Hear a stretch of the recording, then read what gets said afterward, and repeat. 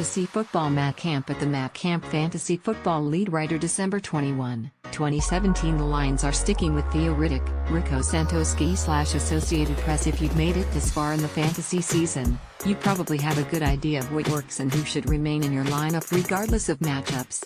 The same can be said for NFL teams in playoff contention. Barring injuries, you won't see them making sweeping changes to personnel. Over the last few weeks, the Detroit Lions made Theo Riddick their lead back with positive results. Even though Amir Abdullah was healthy enough to return to action in Week 15, his role in the offense was significantly cut down, which destroyed his fantasy value. The situation is the same for the Carolina Panthers. While Jonathan Stewart has had a handful of useful performances this season, there's no doubt Christian McCaffrey is their best back and should be featured accordingly. With the Panthers entrenched in a tight battle in the NFC South, McCaffrey will be busy over the final 2 weeks of the season, which makes him one of the most reliable fantasy airbase. To learn more about what's going on in the backfields for the New England Patriots, Dallas Cowboys and Tennessee Titans, check out the Week 16 BS Meter. This workload watch covers 8 other airbase situations that have the most fantasy implications. Alex Collins faltered at the worst possible time. Joe Sargent/Getty Images Week 15 workload distribution. Alex Collins, 38.5% snaps, 12 carries, 19 yards, 0 TD, 8 targets, 5 receptions, 33 yards, 0 TD. Danny Woodhead, 29.5% snaps, 1 carry, 1 yard, 0 TD, 7 targets, 6 receptions, 31 yards, 0 TD. Havrius Allen, 33.3% snaps, 13 carries, 70 yards, 0 TD, 3 targets, 1 reception, 4 yards, 0 TD. Collins entered Week 15 coming off the best performance of his career against the Pittsburgh Steelers with 120 yards and a TD on 18 carries in addition to 2 receptions for 46 yards. From weeks 11 to 14, Collins was the No.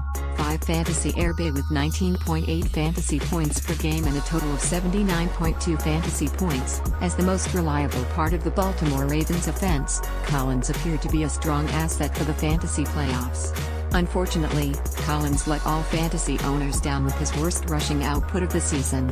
Before Week 15, Collins had just 4 games with fewer than 50 rushing yards and only 1 game with fewer than 40 rushing yards. Part of the poor performance was his lowest carry total since rushing just 10 times for 30 yards in Week 7. Collins' 4-game scoring streak came to an end, as well, so his only saving grace was a season high in targets, 8, and receptions, 5, for 33 yards. The real head-scratcher is Allen's involvement.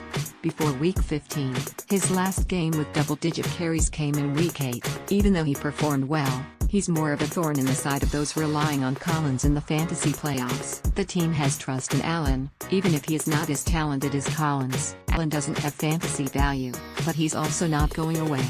Despite Collins' disappointing production in Week 15, he's been too good and too important to the Ravens for most of the season. You should be able to fire him right back up with confidence in a favorable matchup with the Indianapolis Colts this weekend. Christian McCaffrey may have had his best performance of the season in Week 15. Mike McCarn/Associated Press Week 15 workload distribution. Jonathan Stewart, 40% snaps, 11 carries, 27 yards, 0 TD, 1 target, 1 reception, 9 yards, 0 TD. Christian McCaffrey, 70.7% snaps, 12 carries, 63 yards, 0 TD, 7 targets, 6 receptions, 73 yards, 1 TD. Chasing points can be dangerous. Even though Stewart had his best performance of the season in Week 14 with 16 carries for 103 yards and 3 TDs, it was not indicative of the type of season he's had as a mostly underwhelming fantasy option. While it marked Stewart's second 100-yard rushing effort of the last month,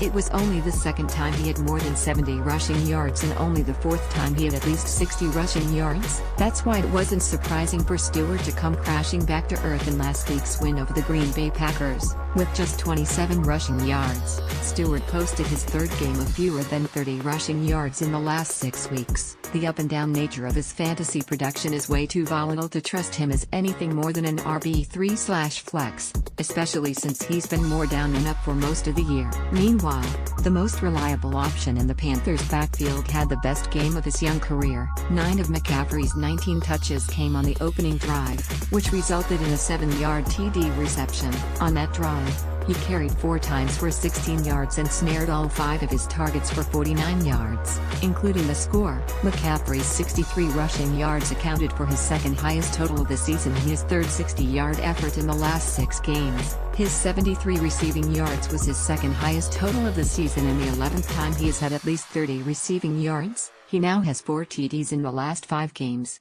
McCaffrey will end up being a league winner because of how active he is as a receiver in addition to the boost in his rushing production over the last 2 months. Start him without any hesitation in any format. Duke Johnson has been quietly reliable. Kirk Irwin/Getty Images Week 15 workload distribution. Isaiah Crowell, 34.4% snaps, 5 carries, 72 yards, 0 TD, 5 targets, 4 receptions, -7 yards, 0 TD. Duke Johnson, 67.2% snaps, 7 carries, 23 yards, 1 TD, 7 targets, 5 receptions, 40 yards, 0 TD. The concerns with game flow for Crowell will never go away as long as he plays for one of the worst teams in the league. However, game flow is not a problem for Johnson since he gets most of his production as a receiver. Week 15 was a perfect example of what it's like to have Crowell or Johnson on your fantasy team. For only the second time this season, Crowell failed to record double-digit carries, yet he had his 4th best rushing performance of the year. Unfortunately, a busier role than normal as a receiver led to negative receiving yards, but it also tied the most receptions he's had in a game this season. The Browns lost the game 27-10 after trailing 17-10 at the half and 27-10 after the third quarter, so game flow didn't help Crowell in the second half. Typically, Johnson is saved by his production in the passing game. However, while he had another productive day as a receiver, it was his 3rd rushing TD of the season that gave him the boost to help fantasy owners out in the playoffs. For the 7th time in the last 8 games, Johnson had at least 4 receptions. For the 6th time in the last 8 games, he had at least 30 receiving yards. The rushing TD was a bonus that went along with his 8th game of at least 20 rushing yards.